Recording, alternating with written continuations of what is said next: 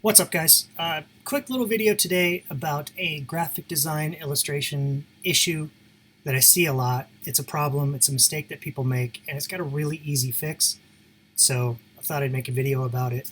A lot of my subscribers and followers run their own apparel brands or lacrosse brands, and they make apparel.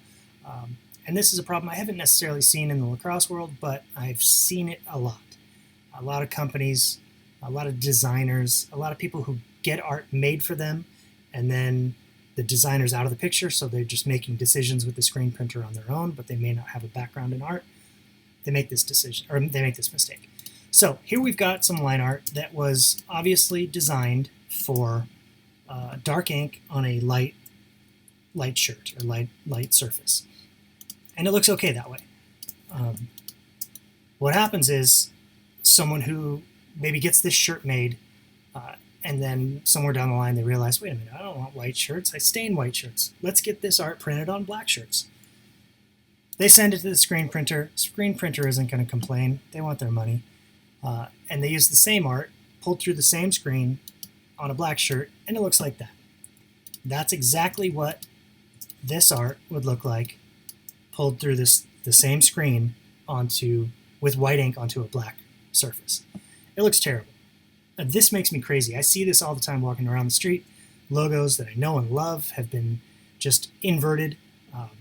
It's the worst with skeletons and skulls, because you talk about the holes in a skull, the cavities. There's no way, unless there's a candle inside the skull, there's no way they're light.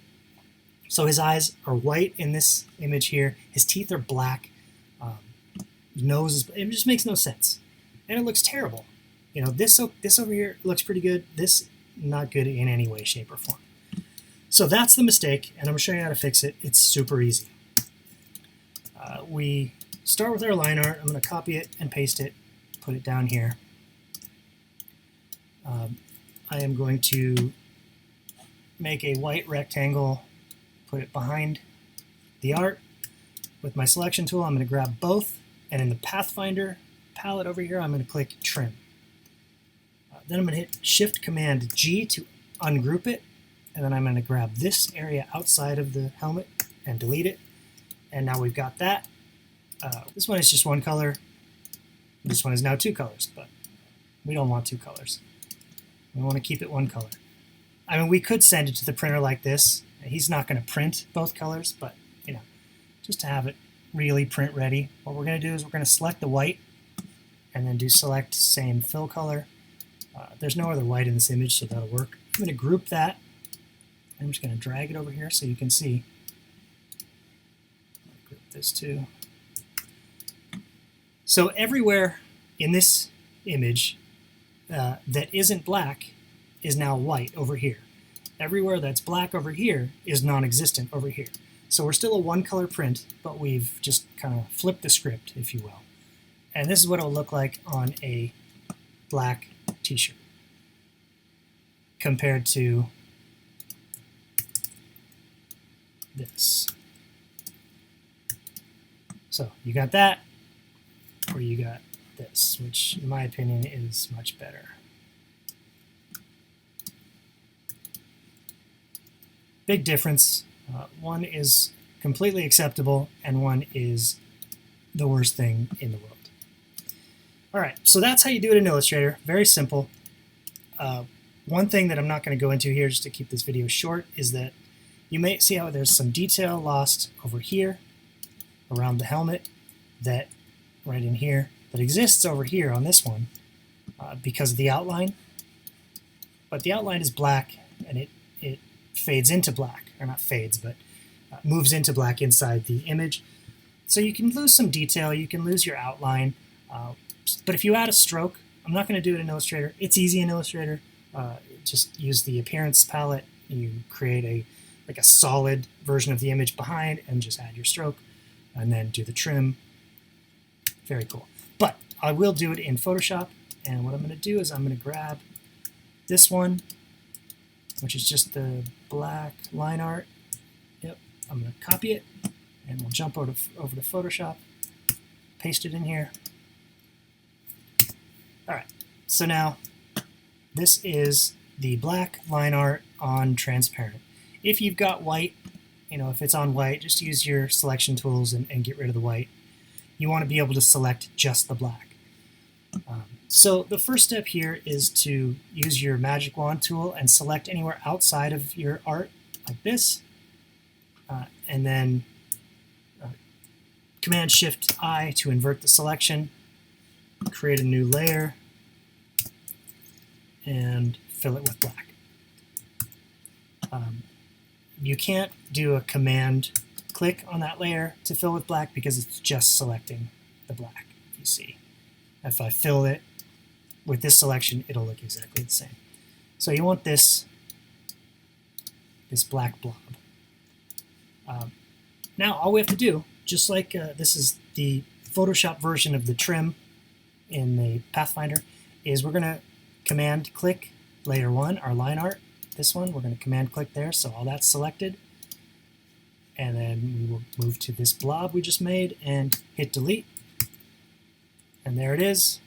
Doesn't look quite right, but that's not how you would see it in the end stage. That's how you would see it. So it's just like what we got from Illustrator. Now I'm going to show you the step that I like to take to make it a little bit better. I'll delete that one.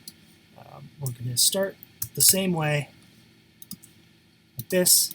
We are going to use our magic wand on the outside, Command-Shift-I to invert it, and we're going to actually do 2 layers here.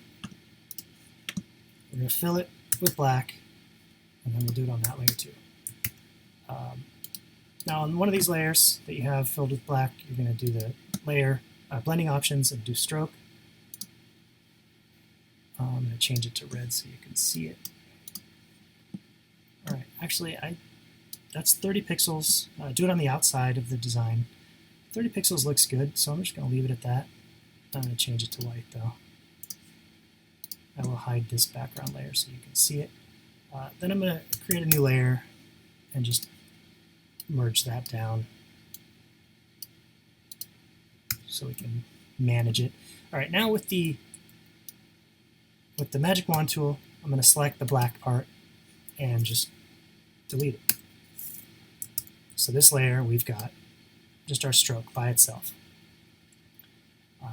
Now I'm going to, on the original line art, I'm going to command click to select all the black, activate this black blob one, and delete everything. Invert the stroke layer, merge them together, make our background black just so we can see what it looks like, invert that, and there we go. So that's what it looks like with a stroke. The problem is it's a little more expensive. You're going to have new screens made because you can use the same art. You just have to make these adjustments, but you can't use the same screens. But that's not really a big deal. What's screen setup? $25, $50, something like that. Not the end of the world, and it's much better if you get decent art. Nobody wants to walk around wearing this monstrosity. God, I hate that. I hate that so much. Artists or people making t-shirts, don't make this mistake. It's a gross mistake. And it's got such a simple fix. All right, guys, so that's all I got. Thank you for watching, and I'll see you next video.